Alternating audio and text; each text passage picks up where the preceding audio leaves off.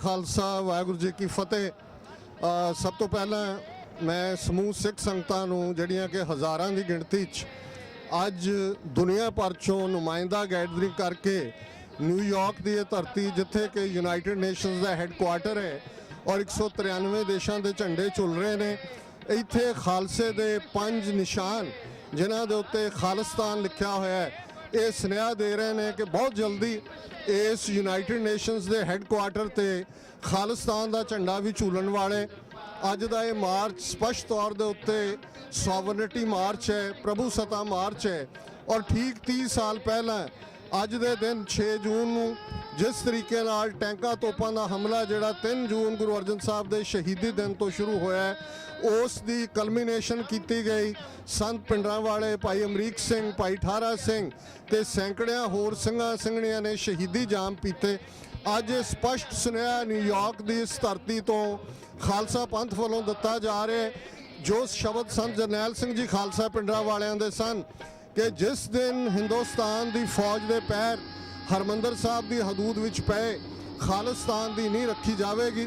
सो मैं समझदा भी अज हज़ारां का इकट्ठ सुनेहा दे रहा है कि डायस्पोरा सिखां ने खालिस्तान का परचम दुनिया भर दे विच लहराया होया है। और ये गल बड़ी स्पष्टता दे नाल भारत के हाकमां नूं समझ लैनी चाहिए है कि हुण 30 मिलियन सिख कौम नूं कोई गुलाम नहीं रख सकता। भारत के नक्शे की कैद तो छुटकारा पाने के लिए जिन्हें 1.5 लाख तो ज़्यादा कौम के सपुत्र सपुत्रियां ने शहीदी जाम पीते ने, असी उन्होंने भी अज के दिन शरदा अकीदत और अपने प्यार के फुल भेंट करते हैं। और ये रिजॉल्व जिहड़ा कि अज बड़े मजबूत तरीके दे नाल जिन्हां दे विच बजुर्ग भी ने, यंगर जनरेशन भी है, छोटे छोटे बच्चे भी ने, ये सारी गैदरिंग स्पष्ट सुनेहा दे रहा है कि कौम का आज़ादी का मार्च, कौम का एक केसरी काफला जिस की नींह रखण की गल जिस खालिस्तान की संत पिंडरांवालियां ने की सी।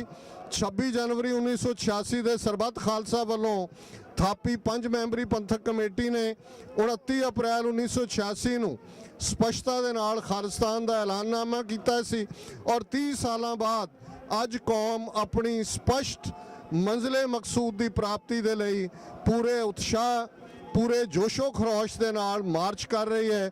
मैं खास तौर पर TV 84 की समुची टीम का धन्यवाद करना चाहता कि पिछले 1 हफ्ते तो लगातारता के नाल TV 84 ते इस घल्लू कार्य संबंधी प्रोग्राम चल रहे हैं। और अज फुल फ्लैज टीम पूरे कैमरामैन एंकर्स इस प्रोग्राम को कवर कर रहे हैं। सो समूह सिख संगतां नूं बहुत बहुत इस गल दे लई मैं मुबारकबाद भी दिंदा कि उत्साह के नाल इकट्ठे होके उन्होंने अपने सॉवरनिटी का सुनेहा कौम नूं दिता है। वाहिगुरू जी का खालसा, वाहिगुरू जी की फतेह।